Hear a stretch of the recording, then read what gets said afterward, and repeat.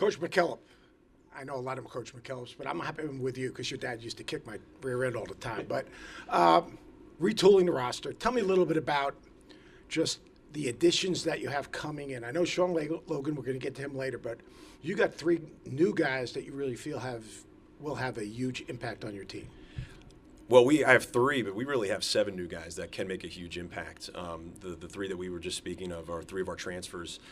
Sam Brown, who's transferred from Penn, Parker Frederickson, who's a transfer from Wake Forest, and those 2 make up a very, very dynamic, high-scoring, but also good decision-making backcourt. And then Josh Scovens was the one that we just spoken about, who I mentioned. Everybody likes player comparisons, and we like the Golden State Warriors. So we've kind of referred to him as our Draymond Green. He's an undersized 4, big 3, can really pass. He's shot the ball incredibly well. He's physical. He rebounds, and he can really guard. So those 3 are really, really talented. They're ready to make an impact. But we've got 3 freshmen that are all really talented. We have another transfer, J.Q. Roberts, who is an unbelievable rebounder, defender. And then our returning guys have all really improved. And I feel like everybody's probably saying something like that in September. But we're really excited about our roster, how deep we are, and how talented we are.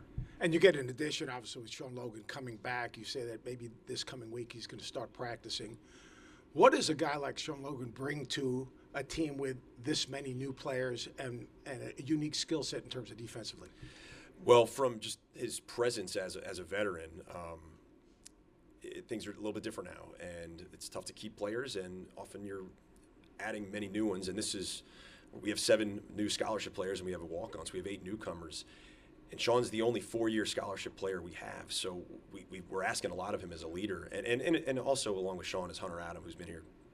He's a redshirt junior. So the 2 of them have done a really strong job of helping guys learn, but also helping guys understand the values of what we lean on every single day in our gym and off the court as well. I think Sean's injury last year really impacted our ability to defend the way that we were capable of defending. He had set the single-season shot blocking record as a sophomore. He was on pace to shatter that record last year, 10 games into the season. His defensive presence is really impressive, but then his know-how and understanding of our system and our offense and how we want to screen and move, and his improved passing and scoring and shooting, that was sorely missed as well. You get to go on a trip like this and you spend all this time with Sean, and it's impressive to see how he's attacked this journey of coming back from an ACL tear and kind of the pride he takes on all the work he's put into it. And I know he's going to have a special season for us.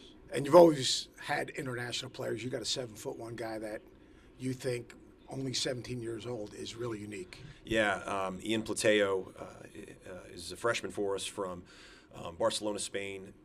We saw him 2 summers ago playing in the under-18 championships, and I was really lucky he signed with us, and I was able to go watch him in Belgrade this summer, where he helped lead Spain's under-18 team to a gold medal, and he was named MVP. He's 17. It's crazy. He's 17 years old. He turns 18 the first day of our season. And there are days he looks like a 17-year-old, but there's also days where he looks like the most talented player in our gym.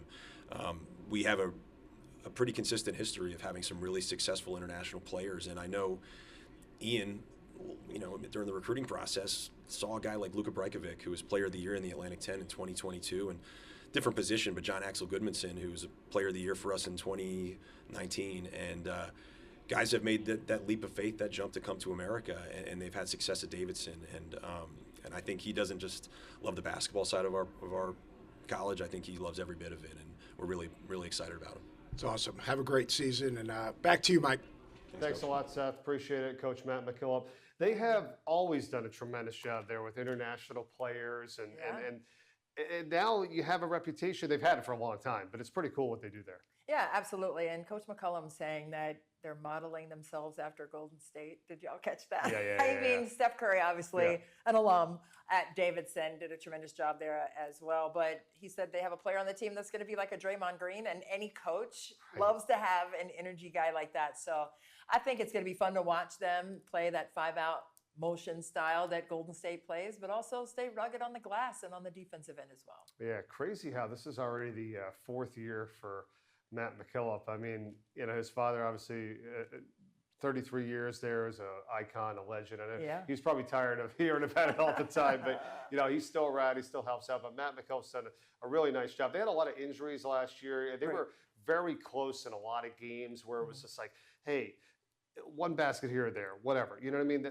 That's how it is. That's the margin for error from you being like in this league, right, with 14 teams and being like 9, 10, 11, or actually being like 4 or 5 and challenging for a double bye. Yeah, no question about it. The one thing that is probably going to be pretty consistent across the board in the conference is a lot of new players. So 7 new guys on the team, 3 transfers coming in.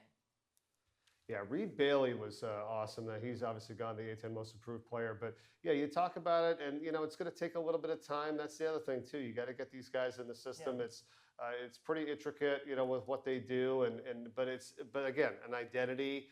Having those international players. One thing I was talking to you about is that they don't have like a grad program there. You can't take like a grad transfer. They can't just be like, all right, now I'm going to get my master's. So that's something that Davidson has to, navigate as well when you're bringing players in. So it's not just like open season like a lot of other teams. Like, oh yeah, we'll just he'll take a master's course. It doesn't work that way.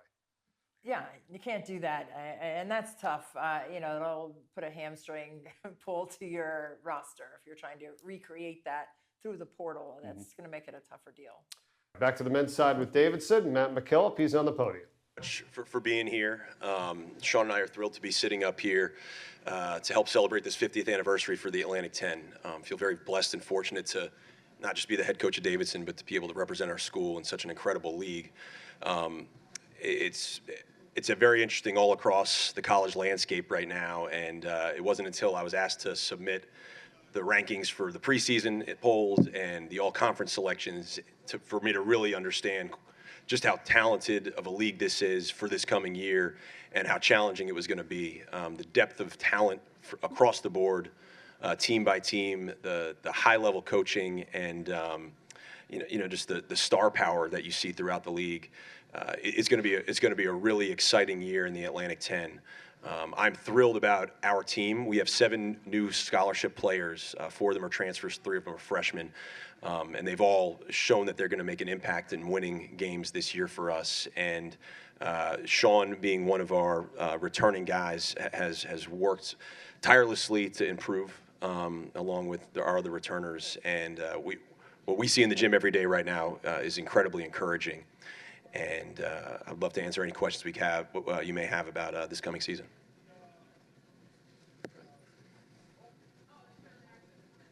This one's for Sean. It's Jack Morgan, A10 Talk. You started in the 11 games you appeared in last season before suffering that injury. What have you been doing this offseason to kind of get back to that success you had at the beginning of last year? It's been a lot of rehab. I had ACL surgery about 9 months ago now.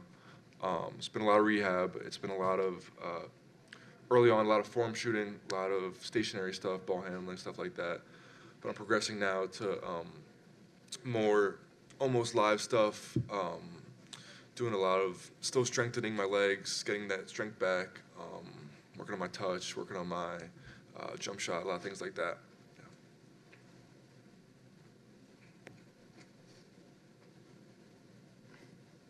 Hey guys, Matt Bernardo for Mid-Major Madness. For Matt, first off, just what's the impact of Steph Curry been as this assistant general manager? And then for Sean, were you able to participate in the Bay Area minicamp at all?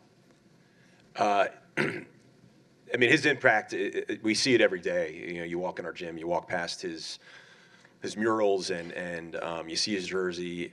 So every day our guys see it. But the fact that, and the chance for us to have gone out to the Bay and train with him, it's no longer just walking past the sign. It was really special, and it wasn't just Steph Curry going through the motions, hey, you guys come out here and get in the gym. He was incredible in how he was so invested in helping our guys, helping them understand his experience at Davidson and how that's impacted his life, which is clearly evident in his willingness to bring us out there. And what he actually did hands-on working with our players and then playing pickup with our players. That was really special. And in this world of college athletics where the transfer portal and revenue sharing, NIL, is often talked about more important than culture, hearing Steph speak about his experience at Davidson and the culture that he wants our team to have, and speaking to how we can do that as well this year with this team, I think laid a foundation for what could be a really special year for us. Yeah, and I was limited at the time, so I was able to do some things, ball handling, a little finishing here and there, but I wasn't able to play pickup or anything. But it was great to watch him work out, watch my teammates play pickup with him, just watch greatness. It was a lot of fun. Matt, to be in the back, to be able to pick up a couple established upperclassmen, guys like Sam Brown and Josh Scobins, how important was that given the the losses from last season, and also how do they ultimately, you think, fit into your blueprint for success this year? I think they fit in great. We have not been able to get older. Davidson does not offer graduate school, so as there was this 5th year of eligibility that had existed, we couldn't find a way to take advantage of it as many other teams had. And we've always wanted to be older, and now we feel like we are with the addition of 4 transfers. You mentioned Sam Brown and Josh Scobins, both very experienced and have been very productive. Sam at Penn, Josh at West Point. The other 2 transfers that we've added are incredibly talented, and I think they're at the perfect place for them to show that. Parker Frederickson, who we heavily recruited out of high school, and he spent 2 years at Wake Forest and had some great moments. And JQ Roberts from Indianapolis, from Bloomington, Indiana, and played 2 years at Vanderbilt. And another guy who had moments that showed what he's capable of doing at a very high level. They're all going to make a huge impact, and we are thrilled with what they've shown so far. And not just, hey, this is a vessel for me to get more playing time, or this is a chance for me to play at a higher level. They are completely bought in on Davidson College, on the culture, chemistry, environment of our team. And we're challenging to say that, hey, at some point, I think there's going to be adversity and there's going to be a chance for this to fracture. We just got to stay the path. And I'm really confident that those 4 are going to allow us to do that. Tyler Cronin, 3-bid league. Coach, can you just touch on the development from your returning second-year guys that you've seen this summer? Yeah, I'm really glad you asked that, because many questions, a lot of excitement about our team is our newcomers, but Roberts Blooms, Joe Hurlbert, Hunter Adam, Nick Koval, and Manny Joseph. If am I leaving anybody out, Shawnee? Sean, you'd be one of the other returners. But Manny Joseph had hip surgery this offseason. He's been cleared to play live for the past 8 days. So he had unbelievable flashes as a freshman. There were times we couldn't take him off the court. I wish I could talk more about his growth and development, but we'll be seeing that in the next few weeks. You could make the argument that Roberts Blooms has been the most consistent player in our gym for the last month. He is just, his mentality, his attitude, his understanding of the way we play, and really the American style of basketball compared to what he was used to. All of his time and effort is showing itself right now. Joe Hurlbert hardly played last year. He had a number of DNPs, and he has been really, really good. And you didn't see Nick Koval last year, and Nick Koval redshirted, and we recruited him to redshirt.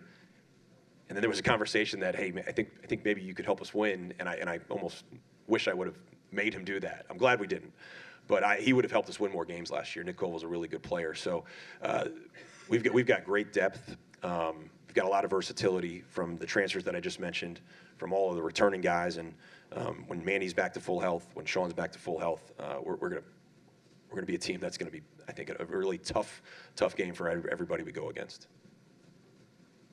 In the back. Sean, I wanted to follow up what Matt was saying about being older. Do you sense that this is an older, more experienced group that has seen more, and do you see that making a difference in the early going for you guys?